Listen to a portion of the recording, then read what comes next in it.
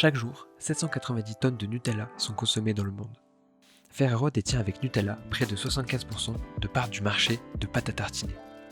Originaire d'Italie, cette pâte à tartiner a conquis le monde entier où elle est devenue extrêmement populaire. Exception faite peut-être aux États-Unis où le sacro-saint peanut butter reste la pâte à tartiner préférée des Américains, ainsi qu'en Chine où l'on consomme très peu de pain. Ce mercredi 5 février, c'est la journée internationale du Nutella.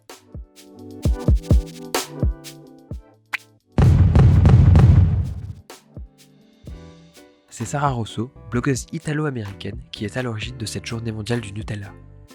Originaire de Californie, elle souhaite partager son goût pour cette pâte à tartiner assez peu connue aux États-Unis en comparaison avec le beurre de cacahuète, bien plus populaire là-bas. Elle décide de lancer une journée mondiale du Nutella qui aura lieu tous les 5 février. Pour elle, le meilleur moyen de célébrer cette journée est de se retrouver avec ceux qu'on aime et partager un heureux moment autour du Nutella. Depuis 2007, le World Nutella Day est devenu une manière de lui rendre hommage et de donner l'occasion de faire goûter Nutella à tous ceux qui ne le connaissaient pas. Cette action n'est donc pas issue des communicants de chez Ferrero, mais bien des consommateurs, ce qui fait la part belle au groupe qui a bien évidemment repris l'événement à son compte. Aujourd'hui, la page Facebook de Nutella France est aimée par près de 32 millions de personnes, et elle communique bien évidemment chaque année sur le World Nutella Day. On raconte que les communicants s'en amusent en disant que s'ils avaient été à l'origine de cette journée, ils auraient choisi le 2 février, jour de la Chandeleur.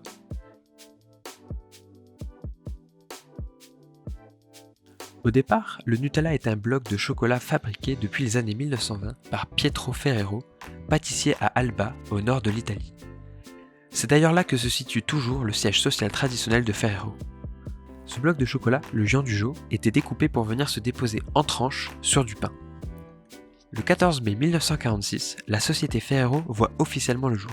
Une légende raconte que le bloc de chocolat s'est mis à fondre lors d'une canicule en 1949, ce qui donna l'idée à Pietro et Giovanni Ferrero, son frère, de transformer le giandujo en pâte à tartiner. Ils l'appellent Super Crema en 1951. Le Super Crema débarque en France en 1961 et prend l'appellation de tartinoise. Heureusement que 3 ans après, en 1964, Michel Ferrero, le fils de Pietro, améliore la recette et trouve le nom de Nutella, qui devient le nom pour le monde entier. Et en 1965, le pot de Nutella tel qu'on le connaît voit le jour. Sa forme est inspirée des encriers pélicans. La pâte à tartiner Nutella s'exporte ainsi dans le monde entier les années suivantes, pour devenir la marque que l'on connaît aujourd'hui.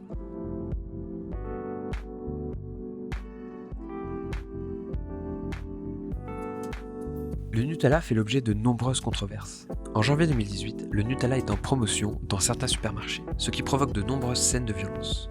Les gens se battent littéralement pour se procurer le fameux pot en promo. Ces événements montrent à quel point le Nutella est populaire, si populaire qu'il mène les gens à se battre pour s'en procurer quand son prix est réduit. Mais outre ces violences dans les supermarchés, le Nutella est vivement critiqué pour l'utilisation d'huile de palme dans sa recette. Le sucre et l'huile de palme forment à eux seuls environ 60% du pot de Nutella. L'huile de palme serait la seule huile qui donnerait cette onctuosité au Nutella. Selon la firme, d'autres huiles auraient été testées pour ne plus utiliser d'huile de palme, mais aucune ne permettait de garantir la même qualité au produit. Ce qui pose problème, c'est que l'huile de palme est une huile utilisée par de nombreux produits et qu'il faut d'immenses quantités de plantations pour extraire l'huile. Ainsi, des millions d'hectares sont consacrés à la culture de palmiers. Les deux principaux producteurs d'huile de palme étant l'Indonésie et la Malaisie. Chaque année, plus de 50 millions de tonnes d'huile de palme sont produites. Cette production énorme engendre 2 problèmes décriés par les ONG. D'abord, un phénomène de déforestation massive provoquant la destruction d'habitats pour de nombreux animaux tels que l'orang-outan, aujourd'hui espèce menacée. Le deuxième problème engendré a été soulevé par Amnesty International et concerne le travail forcé et le travail des enfants dans les plantations en Indonésie. Ainsi, quand on sait que chaque jour 790 tonnes de Nutella sont consommées dans le monde et que le Nutella présente une grande quantité d'huile de palme, on imagine que la production de cette huile est énorme pour la firme italienne.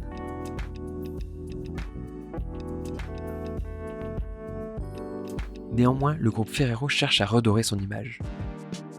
Longtemps critiquée à propos de l'utilisation d'huile de palme, la firme communique beaucoup sur sa production responsable de cette huile. Sur le site internet de Nutella, on retrouve toutes les informations relatives à la production des ingrédients de la pâte à tartiner. On y retrouve la certification RSPO. Cette certification assure une production durable et traçable. En janvier 2020, l'ONG WWF publie un rapport sur la consommation d'huile de palme par 173 groupes. Le groupe Ferrero est en tête du classement des entreprises qui s'engagent pour une huile de palme plus durable. Greenwashing ou véritable engagement de la part du groupe? Le débat est lancé.